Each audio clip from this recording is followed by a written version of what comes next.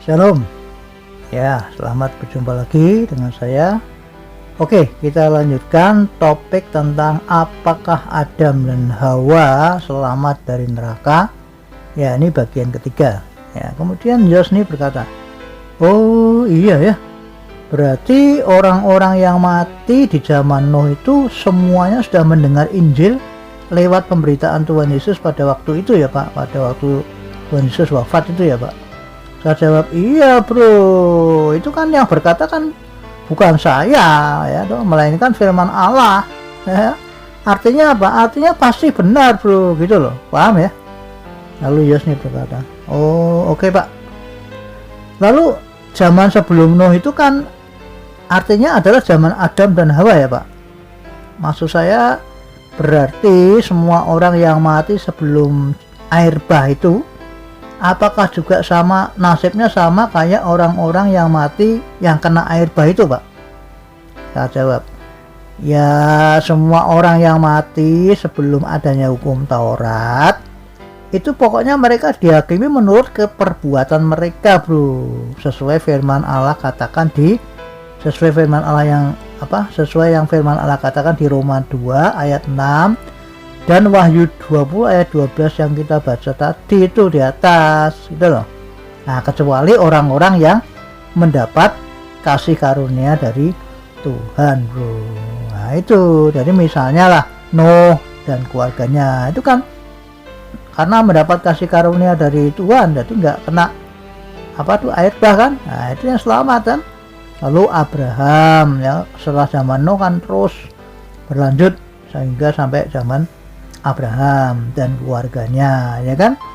Nah itu kan orang-orang yang mendapat kasih karunia dari Tuhan bro. Mereka diselamatkan karena mendapat kasih karunia dari Tuhan ya, paham ya? Lalu Yesus berkata, oh gitu. Jadi kalau begitu Adam dan Hawa itu nasibnya terus bagaimana ya Pak? Apakah Adam dan Hawa itu mendapat kasih karunia Tuhan atau tidak ya Pak? Saya jawab, ya kalau hal itu, wah saya nggak berani berkata bro. Ya karena saya kan terus terang belum pernah sih menemukan ayat bahwa Adam dan Hawa itu mendapat kasih karunia dari Tuhan atau tidak. Saya belum pernah menemukan ayat itu bro. Cuma kalau Adam dan Hawa itu adalah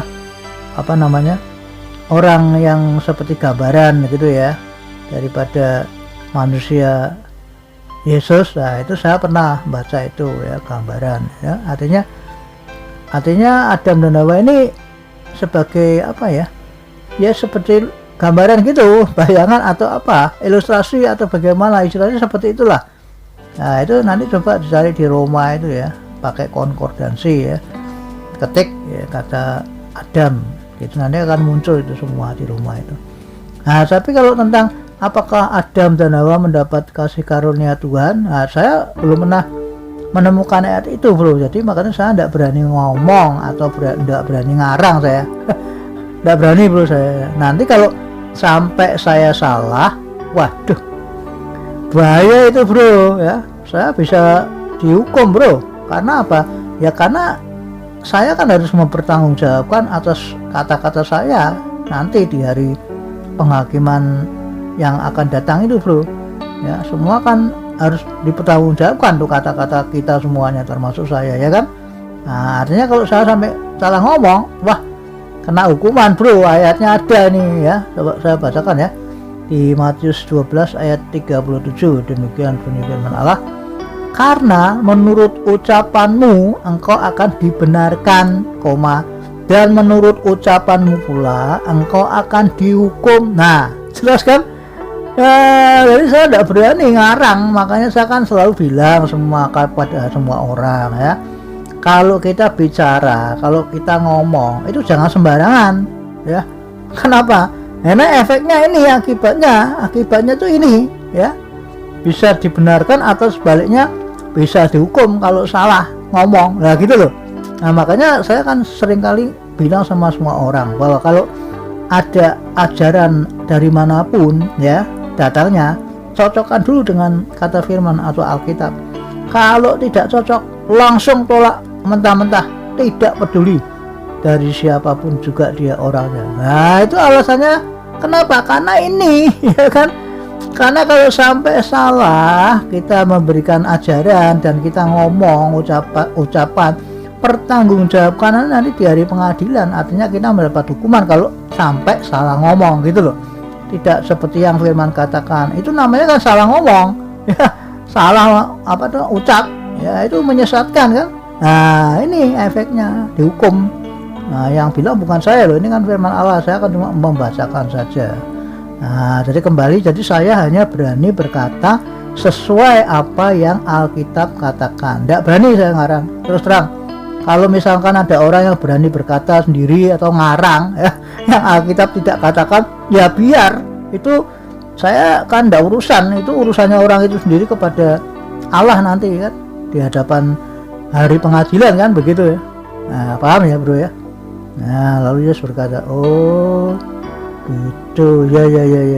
Intinya orang-orang yang hidup di zaman sebelum adanya hukum Taurat itu, mereka dihakimi menurut perbuatan mereka ya Pak, kecuali orang-orang yang mendapat kasih karunia Tuhan, gitu ya Pak. Saya jawab, betul sekali bro ya, baca aja Alkitab lah ya, khususnya di zaman sebelum Taurat bro. Orang-orang yang hidup di zaman itu kan belum ada hukum Allah yang mengatur bro, jadi mereka ya bebas saja mau melakukan apa saja lah ya, bebas. Lalu Yesus berkata, maksudnya misalkan di zaman itu ada orang membunuh orang lain Pak, maka apakah hal itu belum bisa disebut dosa gitu Pak? Saya jawab, ya sudah ada dosa bro, namun kan waktu itu belum ada hukum Allah yang berkata bahwa kalau membunuh orang lain itu adalah salah atau dosa, atau kalau mencuri itu adalah salah atau dosa dan sebagainya, kan belum ada waktu itu loh bro ya.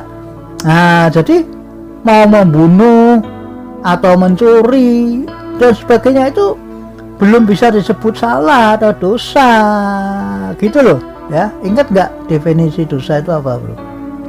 Lalu Yesus sendiri berkata, oh ingat Pak, dosa itu kan adalah pelanggaran hukum atau perlawanan terhadap firman Allah Pak. Ini ayatnya Pak, 1 Yohanes 3 ayat 4 ya. Setiap orang yang berbuat dosa melanggar juga hukum Allah, sebab dosa ialah pelanggaran hukum Allah. Nah, saya jawab, nah itu jelas kan. Jadi itu yang dimaksud dosa itu seperti itu lah kan. Kalau belum ada hukum Allah atau firman Allah atau undang-undang atau peraturan dari Allah, bagaimana orang bisa disebut melanggar? Karena tidak ada firman, waktu itu belum ada firman yang berkata pembunuh itu salah atau dosa dan sebagainya.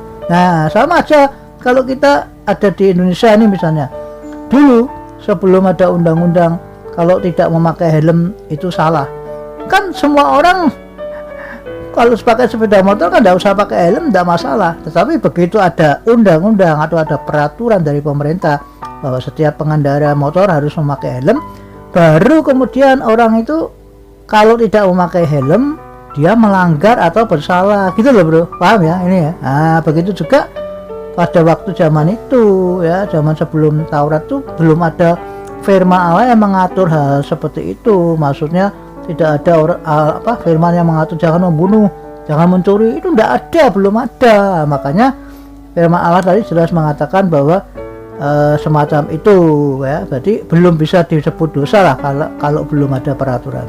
Oke, nanti kita lanjutkan pada bagian selanjutnya, yaitu bagian ke-4 ya. Tuhan Yesus memberkati.